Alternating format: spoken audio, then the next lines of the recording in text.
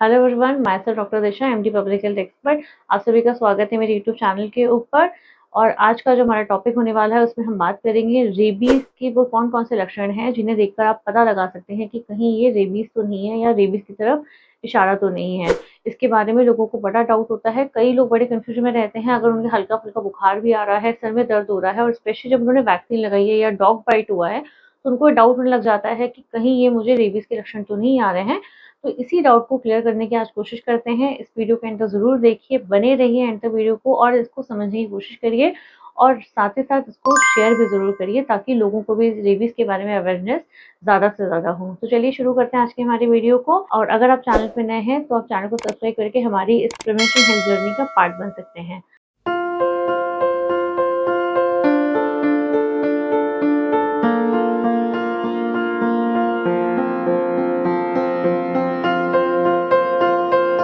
Rabies के बारे में अगर आपको डिटेल में जानना है तो आप मेरी बहुत सारी वीडियोज़ है रेबीज़ के ऊपर, उनमें से जाकर आप चेक कर सकते हैं। आपको वैक्सीन पे वीडियो मिल जाएगी, आपको उसके बहुत सारे जो क्वेश्चंस उसके बारे में पता चल जाएगा। रेबीज़ फोबिया के ऊपर मेरी वीडियो है, रेबीज़ की जो डिटेल है वो भी मैंने ऑलरेडी बनाई हुई है, तो इन सबकी आप वीडियोज़ जाके चेक कर सकते हैं।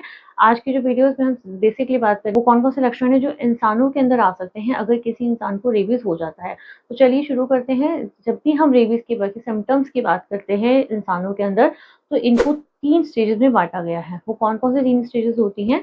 सबसे पहली जो यहाँ पे स्टेज है उसको बोला जाता है प्रोड्रोमल फेज़। दूसरा जो फेज़ है यहाँ बोला जाता है एक्साइटेशन फेज़।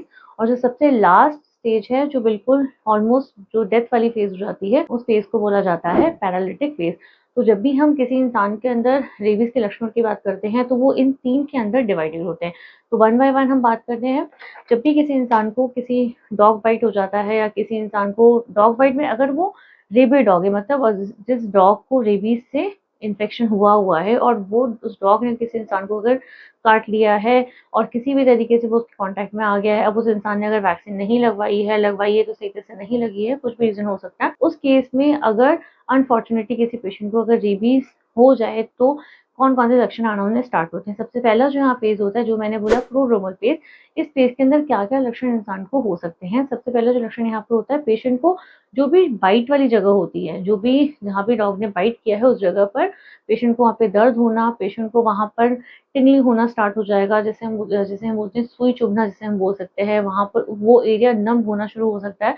मतलब पेशेंट को वहाँ पर सुन्न होना, जिसे हम हिंदी में सुन्न बोलना होना बोलते हैं, कुछ चुभन फ़ील होना, तो इस तरीके की कुछ झंझनाहट होना, सुन्न पड़ना, तो ऐसी चीज़ें जो मरीज़ को है उस जगह पे हो सकती है जहाँ भी उसको बाइट हुआ है उस जगह पे। दूसरा है पेशेंट को यहाँ पर हल्का-फुल्का बुखार आना, फिर पेशेंट को हाथ-पैरों में दर्द होना, सर में दर्द होना, गले में दर्द होना, सोर थ्रोट जिसे हम कहते हैं वो भी हो सकता है। तो ये कुछ-कुछ चीज़ें हैं जो मरीज़ को शुरुआती दौर में, जिसे हम प्रोड्रोमल फ़ेज़ बोलते हैं, उसमें ये हो सकती हैं। दूसरा जो फ़ेज़ आता है वो बहुत इम्पोर्टेंट है, जिसे हम बोलते हैं एक्साइटेशन फ़ेज़। इस एक्साइटेशन फ़ेज़ के अंदर ही जो रेबीज़ के जो टिपिकल फ़ीचर्स होते हैं वो यहाँ पर आना स्टार्ट होते हैं मरीज़ को। सबसे पहले अगर हम यहाँ पर देखें तो मरीज़ को इस वाले केस में, जिसे हम एक्साइटेशन फ़ेज़ बोलते हैं, इस वाले फ़ेज़ में ही पेशेंट को बहुत ज़्यादा रेस्टलेसनेस होना शुरू हो जाएगी। रेस्टलेस मतलब है कि पेशेंट को बहुत ज़्यादा बेचैनी होना, उसे बहुत ज़्यादा एंग्ज़ायटी होना, घबराहट होना, वो किसी जगह पे वो टिक के बैठ नहीं पा रहा होगा, उसे कहीं पे भी उनका मन नहीं लगेगा। इसके अलावा मरीज़ को यहाँ पर जो है ट्रेमर्स आना, जिसे हम झटका आना बोलते हैं, पेशेंट को यहाँ पर ट्रेमर्स आना भी शुरू हो जाते हैं, कई बार ऐसा देखा गया है। तो इस फ़ेज़ में जनरली पेशेंट को ट्रेमर्स आना शुरू हो जाते हैं और इसी के अलावा मरीज़ को यहाँ पर जो रेबीज़ का बड़ा ही कैरेक्टरिस्टिक फ़ीचर है, जो कि इंसानों के अंदर पाया जाता है, वो होता है यहाँ पर हाइड्रोफोबिया। हाइड्रोफोबिया का मतलब होता है पेशेंट को पानी से डर लगना।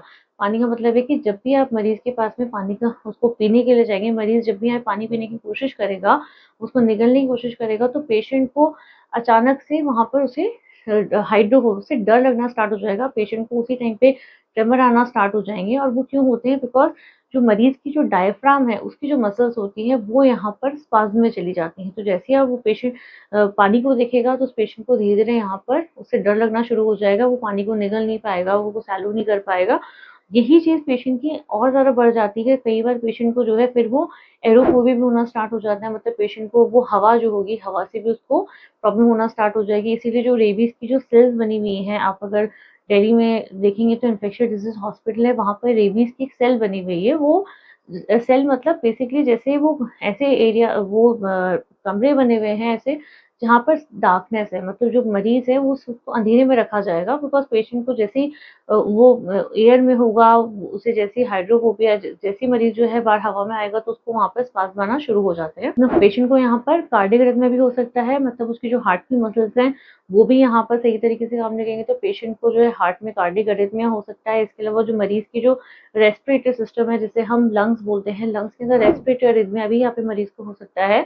तो इन टोटल अगर हम देखें तो पेशेंट के जितने भी जो उसके ऑर्गन्स हैं, जो यहाँ पर इम्पोर्टेंट ऑर्गन्स हैं, चाहे हम कार्डियक अगर हम हार्ट की बात करें या हम लंग्स की बात करें, तो वो सारे ही जो है, जो मसल्स हैं वहाँ पे, वो सारी मसल्स जो है स्पाज़्म में जाना शुरू हो जाएँगी मरीज़ की, और उस वजह से पेशेंट को उसके रिगार्ड में पेशेंट को जो है वहाँ पे सिम्पटम्स आना शुरू हो जाएँगे।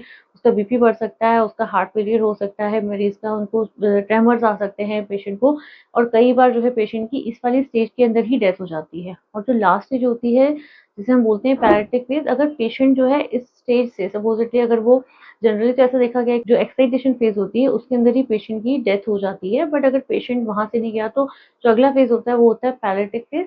इस वाले फेज़ में पेशेंट को पैरालिसिस हो सकता है, पैरालिसिस का अटैक हो सकता है पेशेंट को, और पेशेंट जो है कोमा में जा सकता है। कोमा जाने के बाद अल्टीमेटली पेशेंट जो है बेहोश हो सकता है, कोमा में जा सकता है, और अल्टीमेटली पेशेंट की जो है यहाँ पे इस फेज़ में आता है तो उसकी डेथ हो जाती है। तो ये जो लक्षण हैं रेबीज़ के, ये प्रोड्रोमा से लेकर excitation phase, generally excitation phase में जो उसके टिपिकल फीचर्स हैं रेबीज़ के वो आ जाते हैं, और पता चल जाता है कि मरीज़ को जो है वो रेबीज़ है, बिकॉज़ जब भी पेशेंट को हाइड्रोफोबिया होता है, और हाइड्रोफोबिया जो पानी से डर होता है, ये सिर्फ़ इंसानों के अंदर है।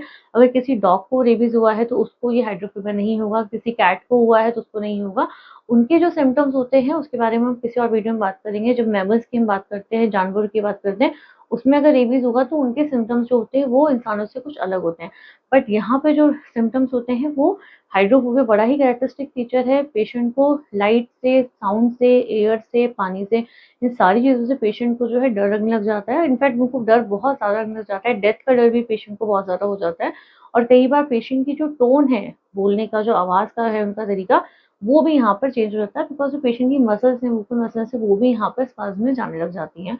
तो ओवरऑल जो है ये बॉडी के जो जितनी भी मसल्स हैं उनको ये इम्पैक्ट करता है, और अगर पेशेंट जैसे-जैसे एक्साइटेशन फेज़ अगर निकाल भी लेता है तो एट लास्ट वो पैरालिटिक फेज़ में पहुँच जाता है। फिर वहाँ जाने के बाद पेशेंट का बचना ऑलमोस्ट ना के बराबर ही होता है, वो वहाँ से वो रिकवरी पॉसिबल नहीं होती। तो ये सारे सिम्पटम्स है रेबीज़ के, शुरुआत होती है जिनकी टिंगलिंग सेंसेशन वगैरह से, और ये लास्ट तक जा सकते हैं। बट यहाँ इम्पोर्टेंट सोचने वाली बात ये है कि कई बार मुझे कमेंट बॉक्स में आया कि मैम मुझे फ़ीवर हो रहा है, या मुझे हेडेक हो रहा है, मुझे नमनेस हो रही है, दर्द हो रहा है, तो क्या ये रेबीज़ हो सकता है? तो देखिए, रेबीज़ इतना ईज़िली नहीं होता। रेबीज़ अगर आपने वैक्सीन लगाई है टाइम से, अगर सामने वाला डॉग रेबिड है और उसके अलावा आपने अगर टाइम से वैक्सीनेशन लगवा ली है, तो चांसेस बहुत कम हैं। अगर आपने नहीं लगवाई है वैक्सीन, आपको डाउट भी होता है, तो आप वैक्सीन लगवा सकते हैं, क्योंकि हमें यहाँ पे सबसे बड़ा फ़ायदा क्या मिलता है रेबीज़ के केस में, इसका जो इंक्यूबेशन पीरियड है वो बहुत लंबा है, इंक्यूबेशन पीरियड, और इसी वजह से हमारे पास में टाइम पीरियड है कि हम वैक्सीन से प्रोटेक्शन कर सकते हैं किसी भी इंसान का।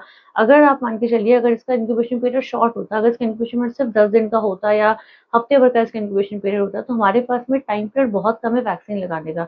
मतलब अब हम यहाँ हमारे पास में इंक्यूबेशन पीरियड बड़ा है, और बड़े इंक्यूबेशन पीरियड की वजह से हमारे पास में टाइम मार्जिन भी होता है। अगर आपने नहीं लगवाई है वैक्सीन, तो आप तुरंत जाके अपनी वैक्सीन लगवा सकते हैं, और उस केस में भी आपकी जो वैक्सीन होगी वो आपको प्रोटेक्ट करेगी।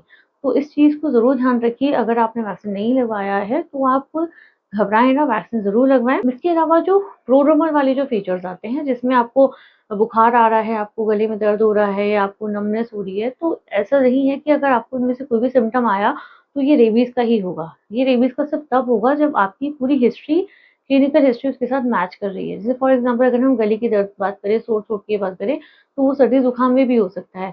बुखार जो है और बहुत सारी चीज़ों में भी आपको बुखार आ सकता है, आपको सर दर्द किसी और वजह से भी हो सकता है।